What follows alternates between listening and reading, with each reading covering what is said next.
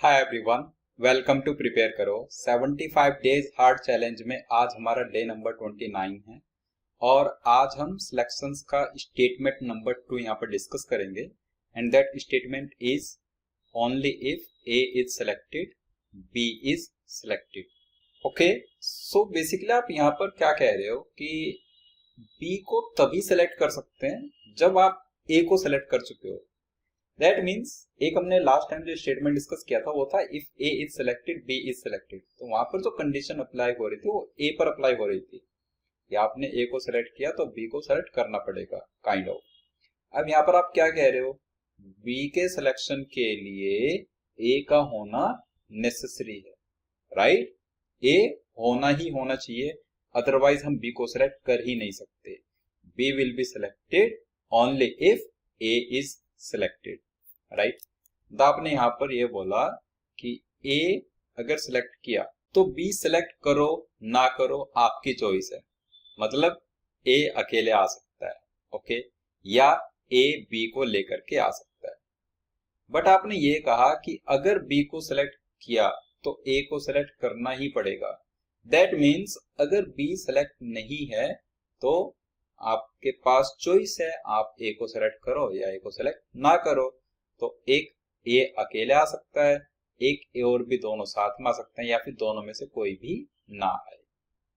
Okay, तो यहाँ पर जो कंडीशन अप्लाई हो रही है वो बी के सिलेक्शन पर अप्लाई हो रही है कि अगर बी को आपने सेलेक्ट किया है तो ए को सेलेक्ट करना ही पड़ेगा, बी अकेले तो नहीं आ सकता।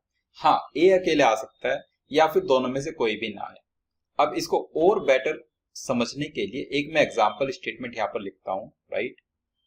Only if you are 18 plus you can get the driving licence. So only if you are 18 plus, right, you are 18 plus you can get the driving licence. Is it true कि आप 18 plus है तो आपको driving licence मिल ही जाएगा? ऐसा तो नहीं है ना। लेकिन अगर आपको ड्राइविंग लाइसेंस चाहिए तो आपको 18 प्लस होना पड़ेगा।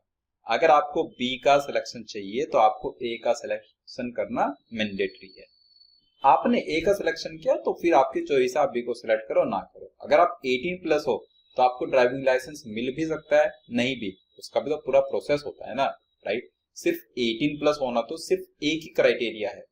There are multiple criteria on the basis of which you get a driving licence. एक और एग्जांपल लेते हैं। Only if n is even it is divisible by 4। आप बताओ, is it always true कि अगर n एक इवन नंबर है तो वो 4 से डिवाइड हो ही जाएगा? पॉसिबल तो नहीं है ना ऑलवेज। वो सिर्फ 2 का मल्टीपल हो, जैसे number 6 is an even number but it is not divisible by 4। But इतना ट्रू है कि अगर कोई नंबर 4 से डिविजिबल है तो वो तो इवन ही रहेगा। मतलब जो सेकंड कंडीशन है वो अगर वैलिड है तो फर्स्ट भी वैलिड होनी चाहिए, और you can say second condition के लिए फर्स्ट का होना मैंडेटरी है। लेकिन अगर फर्स्ट कंडीशन सेटिस्फाई हो जाती है तो सेकंड हो सकता है किसी केस में ट्रू हो या फिर हो सकता है किसी केस में फॉल्स हो, राइट? तो यहां से हम क्या समझे कि जो फर्स्ट पार्ट है स्टेटमेंट का, only if A is selected, ये जो फर्स्ट पार्ट है, राइट, अगर ये पार्ट ट्रू है तो सेकंड वाला पार्ट ट्रू भी हो सकता है या फिर वो फॉल्स भी हो सकता है। लेकिन अगर फर्स्ट वाला पार्ट फॉल्स है तो सेकंड वाला पार्ट डेफिनेटली फॉल्स होगा। तो जहां पर दोनों ट्रू है वो ये वाला case, A and B both are selected. जहां पर पहला ट्रू है दूसरा फॉल्स, वहां पर ये ओनली ए इज सिलेक्टेड। और जहां पर दोनों फॉल्स, वो ये वाला पार्ट, नन वाला पार्ट। कौन सा पार्ट मिसिंग है कि पहला फॉल्स हो जाए और दूसरा ट्रू, बी सिलेक्ट हो जाए बिना ए के सिलेक्ट किए, वो पॉसिबल ही नहीं है। Okay, so I hope you understood this statement very well now. In the next part we will discuss the further statements of selections. Thank you.